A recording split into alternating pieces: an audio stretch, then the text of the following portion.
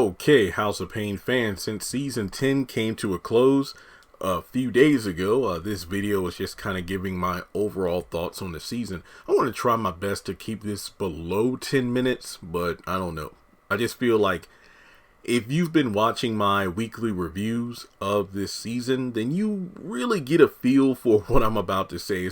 I shouldn't say anything you haven't already heard before. That's the best way to put it.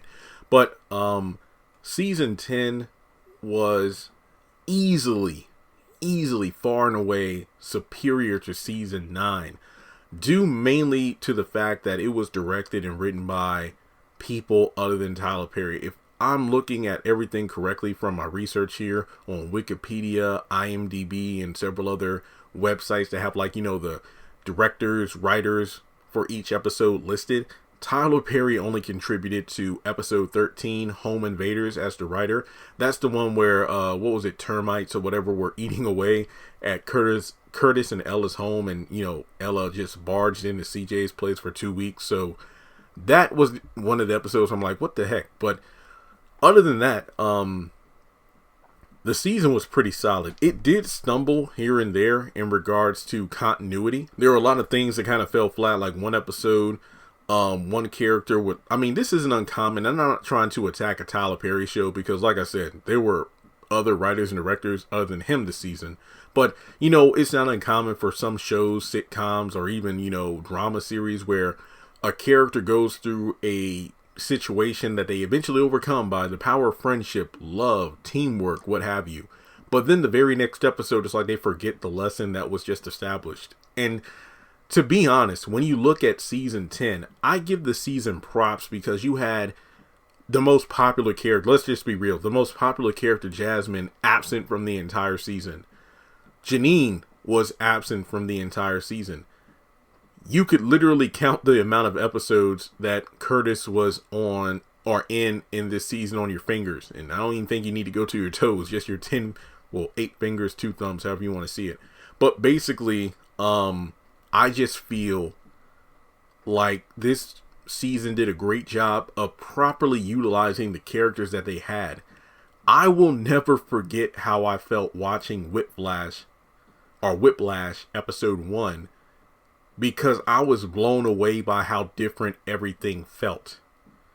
The way characters acted, Miranda being likable, Lisa just pulling a complete 180 from the character we knew in season 9. It just felt wow.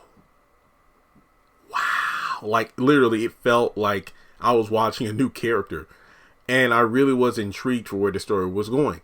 But it did have its own pitfalls here and there. Like, ironically enough, some of the two most anticipated characters that people wanted to see being Calvin and Miranda in season 9, they left an awful impression. Well, mainly Miranda left a terrible impression in season 9. Season 10, their stick got old quick because it really got to the point where you're just scratching your head as to why she's still in the show to begin with. It's the fact that she's always causing drama. Calvin's the one who's always trying to compromise, and it's just annoying. I feel like half the season was just Calvin and Miranda drama in every episode. And I will say that this season definitely felt better structured, where I will say season 9, it felt like they were doing something in regards to, now, like I said, I haven't watched The Flash in a while, but I've been keeping up with it. The writer of the show has been doing graphic novels where there will be a set of episodes dedicated to one storyline, and then there's another set. So there's 3 to 4 graphic novels per season. I feel like season 9 was kind of doing that, where Tyler would have, these 3 episodes are going to focus on Malik and Lisa. These 4 episodes will focus on Jasmine. These 5 will focus on, Miranda and Calvin. I feel like this season did a better job balancing things because it didn't feel like we were forgetting characters. Of course, there were characters, quote unquote, missing in action because the actors weren't there.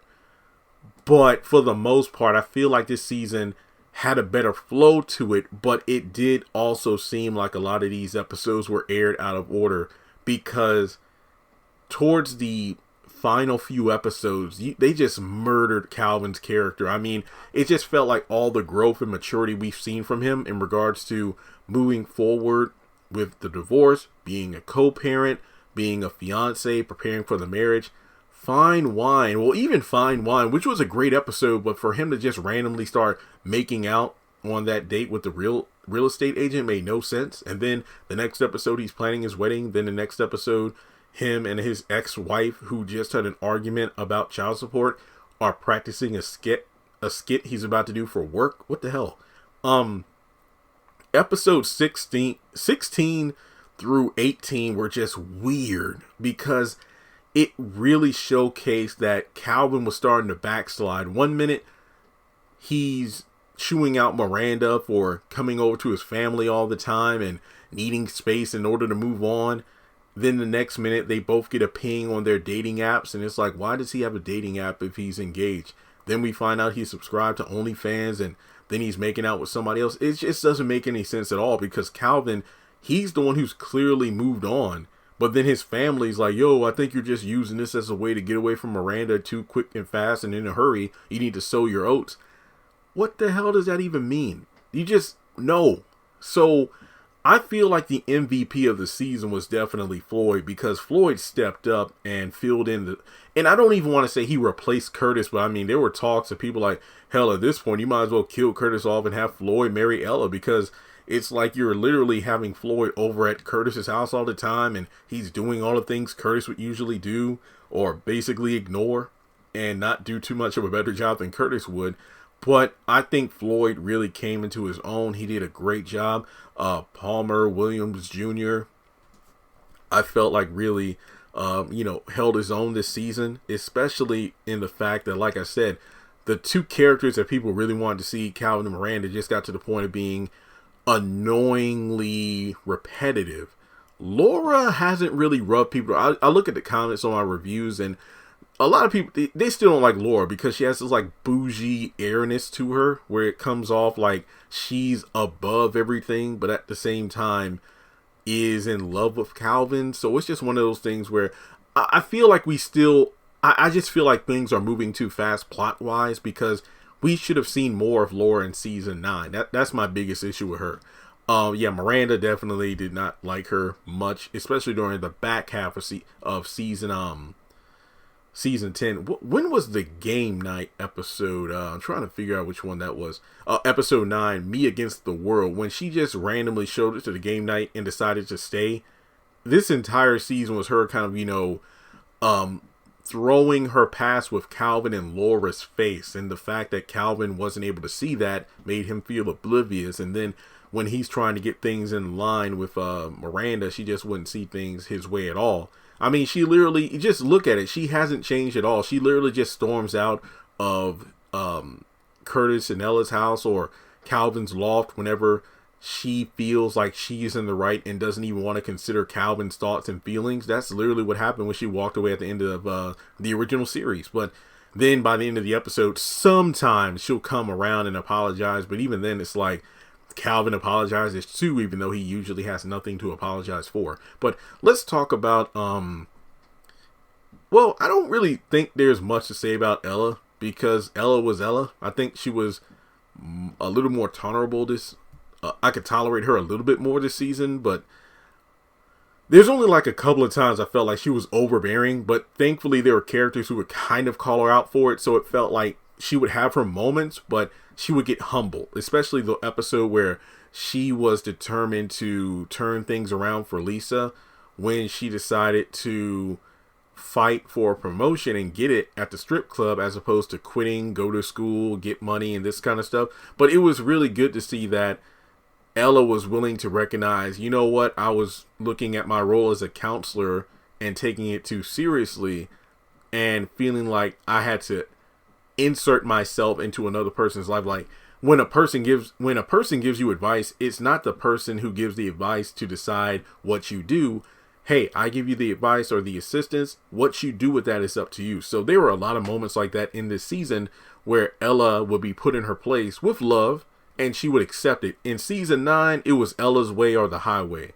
That's not to say there weren't a couple of times this season where that happened, but I feel like the good definitely overshadowed the bad. I don't really got much to say about Curtis, and I don't mean that in a bad, passive way. It's just the fact that he was barely there. But when he was there, his presence was definitely felt. But I think Floyd did such a great job that I didn't even miss it when Curtis wasn't there. Malik was Malik. It's good to see he was working. Like, I remember the episode where he didn't want to be alone with Lisa, and it just like pissed me off with how immature he was written to be, where CJ was like, hey, your mom and I were talking about, giving you like a loan where you and Lisa could get your own place, and then, you two work or whatever, and then you pay us back. But he didn't want to do that because he didn't want to be alone with Lisa. I'm like, but no, he's actually leveled up, if you will, of getting a job and everything in the back half of the season. But I think the last thing to really say about season 10 was the fact that it felt more structured. It felt like each episode had a certain message or messages to send to the audience about, the importance of health, maintaining generational wealth within black families by not selling out to the man, be aware of what you post on social media because it can be taken in the wrong way, the importance of voting, and the list goes on. So I will say that the format of season 10 was better, but the last thing to really talk about, sadly, is how the ratings just do not compare to season 9, which is sad as hell. I feel like season 9 left such a bad taste in people's mouths that they didn't want to come back for season 10, which is sad. Same with Assisted Living. The second season of those shows on BET had different writers and directors, and the quality heavily outdid the prior season that Tyler Perry did, which I fear is like one of those things where Tyler Perry can point the finger like, see, I gave House of Payne to other writers and directors, and guess what? When I did, the ratings plummeted, and this is why I don't have a writer's room. And which is sad, because these episodes prove that when these episodes are given to the right people, the characters can be used in the right way. The writing is excellent. The episodes don't feel like they're dragging. There were a couple episodes that felt kind of meh, but overall, I enjoyed season 10 for the most part. So let me know your thoughts in the comment section below. I'm not talking much about the Janine Depp thing. I've already done several videos on it. I wasn't too keen on how season 9 ended with a death scare for CJ. Now season 10 is the same thing with Janine, but we'll just have to wait and see how things play out overall. But as always, make sure you hit the thumbs up button to show you like the video. Hit subscribe as we close in on 200,000 subscribers on the channel. Follow me on social media. Links are in the description below. Hit the bell icon and select all. That way you keep up to date when I post content on the channel. And if you would like to donate, feel free to do so on PayPal or Cash App.